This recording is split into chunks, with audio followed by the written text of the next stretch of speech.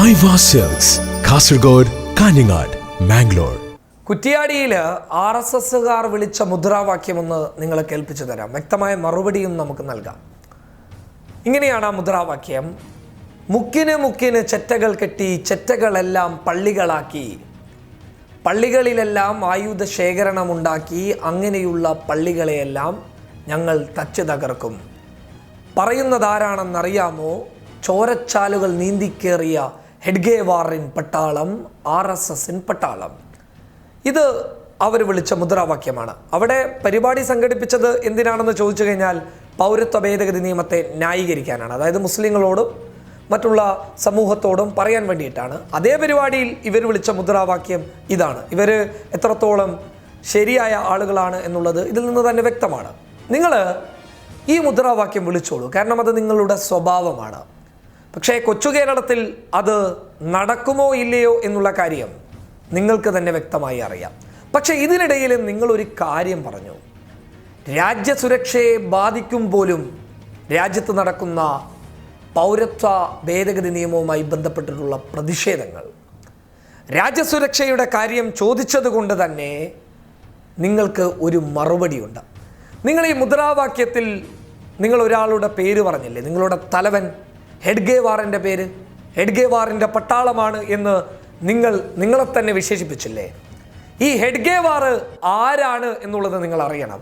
എന്നിട്ട് മതി നമുക്ക് ഈ രാജ്യസ്നേഹത്തെക്കുറിച്ചൊക്കെ സംസാരിക്കാൻ വേണ്ടിയിട്ട ഒരു പുസ്തകമുണ്ട്. നേരത്തെ അഭിലാഷ് റിപ്പോർട്ടർ ചാനലിൽ ഇത് വ്യക്തമാക്കി പറഞ്ഞതാണ്. എന്നാൽ ഇപ്പോൾ ഇത് നിങ്ങൾക്ക് മുന്നിൽ പറയുന്നത് ചില ആളുകൾ തിരിച്ചറിയാൻ വേണ്ടിയിട്ട് മാത്രമാണ്. ശ്രീ ഗുരുജി സാഹിത്യ സർവസ്വം എന്ന് പറയുന്ന പുസ്തകം, അത് പുറത്തിറക്കിയിരിക്കുന്നത് ഡോക്ടർ ഹെഡ്ഗേവാർ ജനശതാബ്ദി സമിതി കേരളമാണ്. അത് പ്രിന്റ് ചെയ്തിരിക്കുന്നത്, പ്രസിദ്ധീകരിച്ചിരിക്കുന്നത് അയോധ്യ പ്രിന്റേഴ്സാണ്. അതായത് സംഘപരിവാറിൻ്റെ സംഘത്തിലുള്ള ആളുകൾ തന്നെ പ്രിന്റ് ചെയ്ത് പുറത്തിറക്കിയ ഒരു പുസ്തകം. ആ പുസ്തകത്തിലെ 117-ാമത്തെ പേജിൽ RSSന്റെ രണ്ടാമത്തെ തലവനായിട്ടുള്ള മാധവ സദാശിവ ഗോൾവാൾക്കർ ഹെഡ്ഗേവാറിനെ ഉദ്ധരിച്ചുകൊണ്ട് നടത്തിയ ഒരു പ്രസംഗം, ആ പ്രസംഗത്തിലെ വാക്കുകളെ ഈ 117-ാമത്തെ പേജിൽ ഉൾപ്പെടുത്തിയിട്ടുണ്ട്. ആ വാക്കുകൾ നമുക്കൊന്ന് കേൾക്കാം. സ്വാതന്ത്ര്യ സമര കാലഘട്ടം നാഗ്പൂരിലെ കുറച്ച് യുവ വക്കീലന്മാർ വളരെ ആവേശത്തോടെ ഡോക്ടർ ജിയുടെ അടുത്തെത്തി പറഞ്ഞു. ഡോക്ടർ ജി എന്ന് ഉദ്ദേശിച്ചത് ഹെഡ്ഗേവാറിനെയാണ്. ഈ സമയത്ത് പ്രക്ഷോഭം ശക്തമാക്കിയാൽ സ്വാതന്ത്ര്യം ലഭിക്കുക തന്നെ ചെയ്യും എന്ന് തോന്നുന്നു. നമുക്ക് സ്വാതന്ത്ര്യ സമരത്തിൽ പങ്കെടുക്കുക തന്നെ വേണം. ഹെഡ്ഗേവാറിനോട് പറയുകയാണ് കുറച്ച് യുവ വക്കീലന്മാർ വന്നുകൊണ്ട്. അപ്പോൾ ഹെഡ്ഗേവാർ പറഞ്ഞു, സംഗതി കൊള്ളാം, എന്നാൽ നിങ്ങൾ പൂർണ്ണമായും ഒന്ന് ചിന്തിച്ചു നോക്കിയോ? എത്ര നാളത്തെ ശിക്ഷ കിട്ടും? കുറെ പിഴ കൊടുക്കേണ്ടി വരും. അതായത് പട്ടാളം പിടിച്ചു കഴിഞ്ഞാൽ, ബ്രിട്ടീഷുകാർ പിടിച്ചു കഴിഞ്ഞാൽ കുറെ പിഴ കൊടുക്കേണ്ടി വരും എന്നുള്ളതാണ് ഹെഡ്ഗേവാർ ഇവരോട് പറയുന്നുള്ളത്. സ്വാതന്ത്ര്യ സമരത്തിൽ പങ്കെടുക്കാൻ വന്നവരോട് പറയുന്നുള്ളത്. ജയിലിലിരിക്കുമ്പോൾ വീടിനെ കുറിച്ചുള്ള ചിന്തയുണ്ടാകും.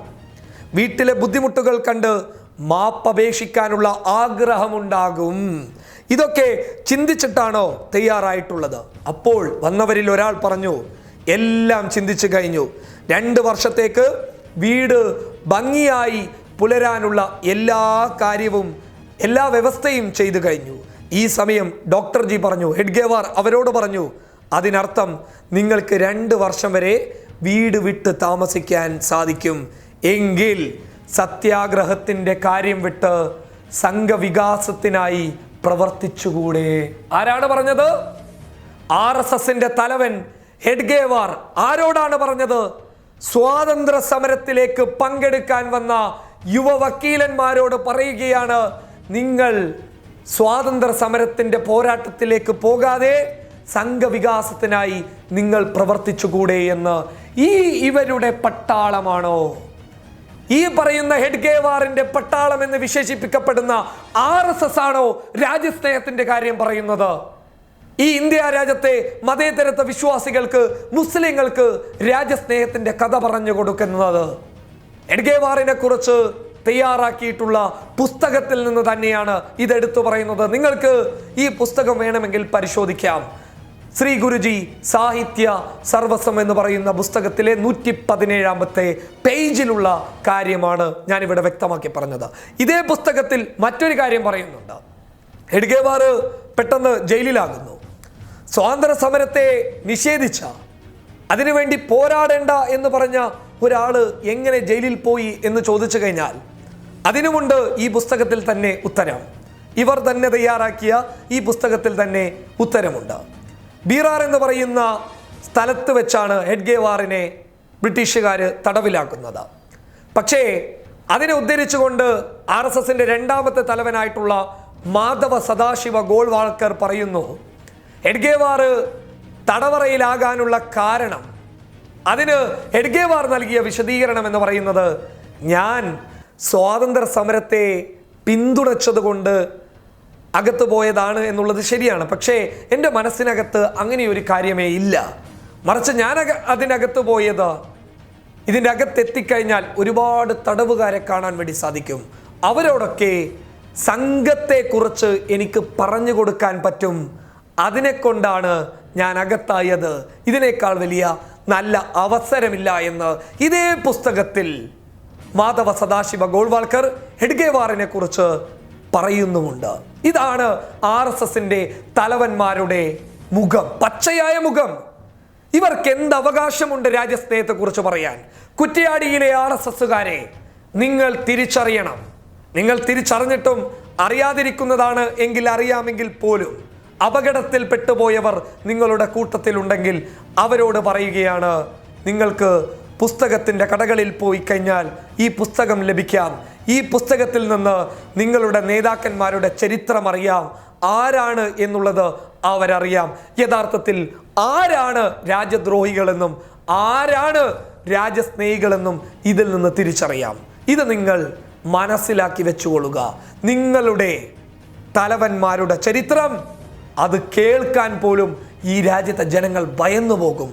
കാരണം സ്വാതന്ത്ര്യ സമരത്തിലേക്ക് വന്നവരോട് പോലും അതിലോട്ട് പോകേണ്ട, മറിച്ച് ഞങ്ങൾ പറയുന്ന ഞങ്ങളുടെ സംഘത്തിന് വേണ്ടിയിട്ട്, സംഘവികാസത്തിന് വേണ്ടിയിട്ട് പ്രവർത്തിക്കൂ എന്ന് പറഞ്ഞ ഇക്കൂട്ടരുടെ പാരമ്പര്യമുള്ള ആളുകൾ രാജ്യസുരക്ഷയെക്കുറിച്ച് പറയണ്ട, രാജ്യസ്നേഹത്തെക്കുറിച്ച് പറയാനുള്ള അവകാശമില്ല.